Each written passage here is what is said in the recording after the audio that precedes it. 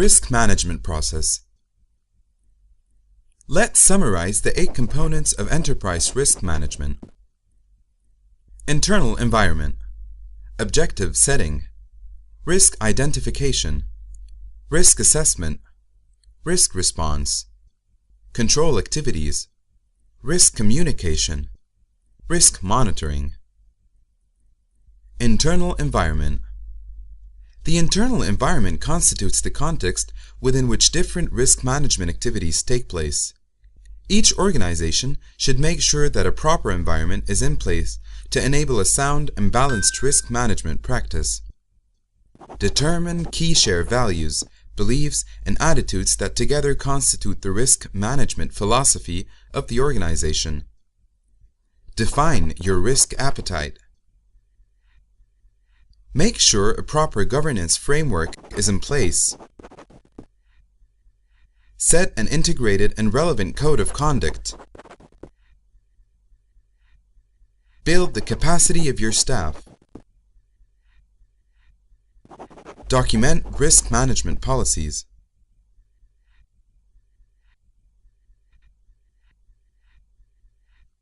Objective setting.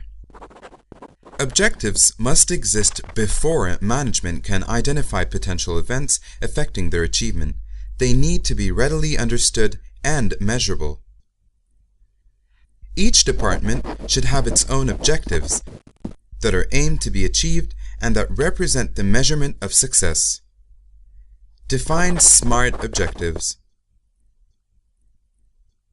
Create organizational awareness of objectives.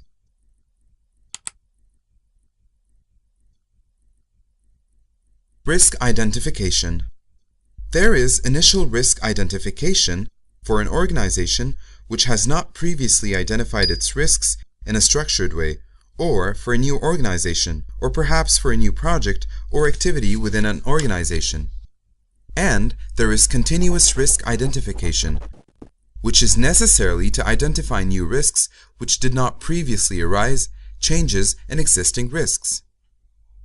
Identify potential risks. Categorize risks. Assign risk owners.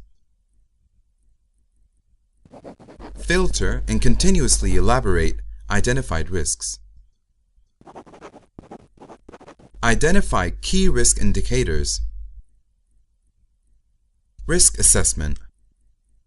Many organizations find that assessing impact and probability as high, medium, or low is quite adequate for their needs, presented as a 3x3 matrix. Other organizations use a 5x5 matrix. Analyze root causes of identified risks.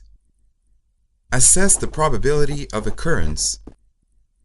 Assess and quantify the severity of the magnitude impact of each risk. Prioritize identified risks according to risk formula. Risk response. Risk response identifies and assigns parties to take responsibility for each risk response. This process ensures that each risk requiring a response has an owner. Remember, there are 4 risk response themes. Tolerate. Accept the risk on its current level. Treat. Implement actions to minimize the risk. Transfer. Move all or part of the risk to another party. Terminate. Avoid or eliminate exposure to risk. Control activities.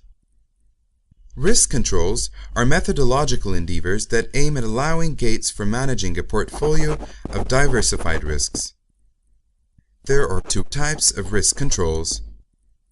Preventative controls, designed to limit the possibility of an undesirable outcome.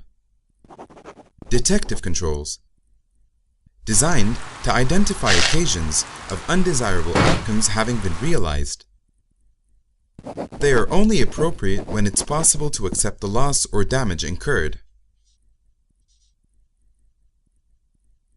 Information and communication. The management of risk has to be reviewed and reported on for two reasons. 1. To monitor whether or not the risk profile is changing. 2. To gain assurance that risk management is effective. Document risk registers. Obtain management approval and risk schemes. Communicate with internal and external risk stakeholders. Formalize risk ownership, roles, and responsibilities. Risk monitoring.